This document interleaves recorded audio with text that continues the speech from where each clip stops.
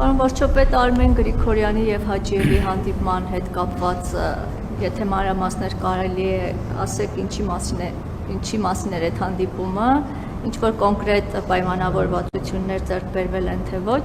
ու նաեւ 21 թվականի ընտրությունների հետ կապված բարբերաբար ասում եք, որ ընտրակաշառքի գործով ոչ մեկը չի նստել, հետաքրքիր է դա համարում եք կամ համարելու եք հետևանքի արժանի արարք ու եթե այո, ինչ հետևանք կլինի։ Ես համարում եմ, որ այն, որ այս ընտրություններում ընտրակաշառք այդպիսի լայն ցանցագործ է, այդ թվում դրա հետևանքն է, որ ժամանակին այդ անողները չեն պատժվել։ Միանշանակ եւ աներկա եւ սրան պետքա տրվի գնահատական։ Առնվազն քաղաքական գնահատական ես կտամ, իրավական գնահատականների մասին իրավաբանները իրենք կգնահատեն եւ իրավական համակարգը ինքը պետքա գնահատի, բայց ակնհայտ է, որտեղ մենք ունենք դատա իրավական համակարգի ճգնաժամ եւ այդ ճգնաժամը պետքա որևէ ձևով լուծվի։ Չի բացառվում, նաև գնանք հասնենք անհատական մակարդակի պատասխանատվությամբ, հասկանանք ով ինչ որոշում է կայացրել եւ ինչու։ Եվ ինչ վերաբերվում է Գրիգորյանի եւ Հաջիևի հանդիպմանը, դե ազգային ժողովում երեք այդքան մանրամասն խոսել եմ, կարծում եմ նոր բան չկա ասելու։ Շատ կարևորում եմ հանդիպումը, շատ կարևորում եմ նաև, որ հանդիպում տեղի ունեցել Հայաստանում, այսինքն մեր տարածաշրջանում եւ ոչ թե տարածաշրջանից դուրս, ինչը նշանակում է խաղաղության գործընթացի ուղղությամբ մենք գնում ենք առաջ։ Եվ կառավարում ենք բոլոր այն ռիսկերը, որոնք կարող են առաջանալ,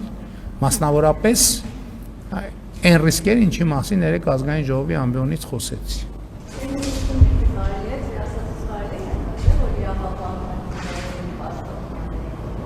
Ես հիմա չեմ կարող այդպիսի հայտարարություններ անել, ես հիմա թեման նոր սկսել եմ ուսումնասիրեմ եւ հետեւություններ կանեմ։ Շնորհակալություն, ազատություն։ Պարոն վարչապետ, ուզում եմ նշեք Հաջիևի եւ Արմեն Գրիգորյանի հետ հանդիպման նախաձեռնությունը Հայաստանին է եղել թե Բաքվին, դուք երեք ասացիք, որ այդ հանդիպման ընթացքում այդ հանդիպումը նաև միտված է եղել կառավարելու պատերազմի հնարավոր ռիսկերը, ինչու էին առաջացել պատերազմի ռիսկեր, որը կառավարելու անհրաժեշտություն էր նաև այդ հանդիպումը, անհրաժեշտության համար էր այդ հանդիպումը։ Ձեր հայտարարություններից երեկվա ազգային ժողովի ստեյության հասկացվեց, որ այդ հանդիպման օրակարգը եղել է Հայաստանի նաև Հայաստանի ներքաղաքական իրավիճակը, ընտրությունները եւ ընտրությունների արդյունքները, նաև եթե ճիշտ ենք հասկացել, ասեք, եթե ոչ ուղղեք, որ այդ հանդիպման ընթացքում Հայաստանի դիրքորոշումը եղել է այն, որ այն կես միլիոնից ավելի քաղաքացին, որ ձայն է տվել ընդդիմությանը, իր ընտրությունը կատարել է ընտրակաշառքով եւ դա ամենևին ձեր ասած այդ Ղարաբաղյան շարժումը շարունակելու շրջանակում չի եղել, արդյոք նման բացատրություն է ներկայացվել Բաքվի կողմին, եթե այո, դուք ինչպես եք վերաբերվում դրան, այսինքն նորմալ է, երբ Հայաստանը իր ներքաղաքական կյանքը քննարկում է Բաքվի հետ, սա արդյոք նվաստացուցիչ չեք համարում պետականության տեսանկյունից։ Նախ ես եմ Արմեն Գրիգորյանին հանձնարարել, որպեսզի Ադրբեջանի իր գործընկերոջ հետ քննարկի կա արդյոք հետաքրքրություն, այսինքն շոշափիդման հանդիպման անհրաժեշտություն կա, թե ոչ։ Երկրորդը մենք եւ Ադրբեջանի փորձագիտական եւ Հայաստանի փորձագիտական շրջանակներում մենք տեսնում էինք որոշակի միտումներ, որոնք կարող են սրել իրավիճակը եւ մենք ինչպես եւ պարտավոր ենք զբաղված ենք իրադրության կառավարման։ Մենք ոչ մեկին ոչ մի բացատրություն չենք տվել, մյուս կողմից դիվանագիտական հիմնական աշխատանքը աշխարհի բոլոր երկրների հետ հենց հիմնականում դրա մասին է, կողմերը իրենց դիրքորոշումները իրար համար պարզաբանում են եւ մտահոգությունները իրար համար պարզաբանում են։ Այսինքն որ ցանկացած X2 երկրի ներկայացուցիչ, որ հանդիպում են, ինչ են անում։ Իրար առաջ հարցեր են բարձրացնում, դիրքորոշումները պարզաբանում են, որպեսզի դիրքորոշումները երրորդ կողմերի կամ մամուլի կամ այլ միջոցների միջոցով չստացվեն։ Այսինքն դա այն ինչ որ դուք անվանում եք նվաստացուցիչ, ոչ մի բանի բացատրություն չի տալիս, բայց բոլոր առանց բացառության բոլոր բանակցությունները աշխարհի բոլոր երկրների բանակցությունները բոլոր երկրների հետ հենց դրա մասին են։ միմյանց դիրքորոշումները, ռազմավարությունները, պլանները եւ միմյանց մտահոգող հարցերը բարձրացվում են։ Ինչու՞ միայն այդ հարցերը, այդ թվում անազատության մեջ գտնվող անձանց հետ կապված հարցեր են բարձրացվել, այդ թվում սահմանային իրադրության կառավարման հետ կապված հարցեր են բարձրացվել, տասնյակ հարցեր։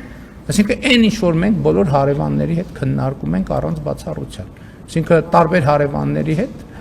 տարբեր ֆորմատներ կան քննարկելու։ Հիմա ընտրությունների գիշերը ես հեռախոսազրույց եմ ունեցել Վրաստանի վարչապետի հետ։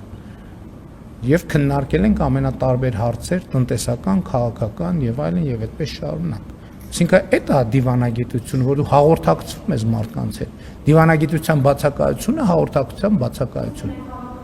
Մենք մեր ներքաղաքական կյանքը որևէ մեկի հետ չենք ունեցել, բայց մյուս կողմից մենք ամբողջ աշխարհում ենք այդ թվում ընտրությունների քաղաքական հետևությունները եւ ընտրություններին հետևող ռազմավարությունները բոլոր մեր միջազգային գործընկերների առանց բացառության կիսում։ Եվ դա նորմալ պրակտիկա է, շատ նորմալ պրակտիկա է։ Այսինքն, այն որ դուք ասում եք դա նվաստացուցիչ չի, դա ես հիմա որ թարգմանում եմ, կարող է չէ այսպես, իսկ պետությունը լինել նվաստացուցիչ է, թե չէ։ Որովհետեւ բոլոր պետությունները զբաղվում են առանց բացառության բոլոր պետությունները զբաղվում են հաղորդակցությամբ իրենց հարևանների եւ միջազգային գործընկերների հետ։ Այդ որ այդ թեմաները քննարկում են աշխարհի մյուս հատվածների հետ եւ միշտ քննարկում են, դա նվաստացուցիչ չի։ Երբ որ Ադրբեջանը մեզ է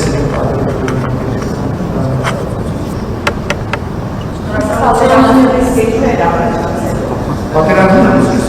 որ կարող է լինել եւ կարող է լինել որ կարող է լավ է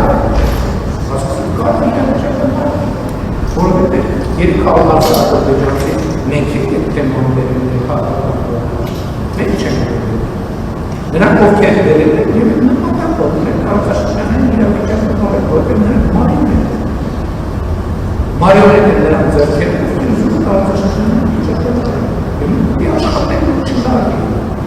Եվ մենք աշխատել են, որ չզարվի և չի զարվի քաղաքաշրջանային։ Ինչպես նախորդ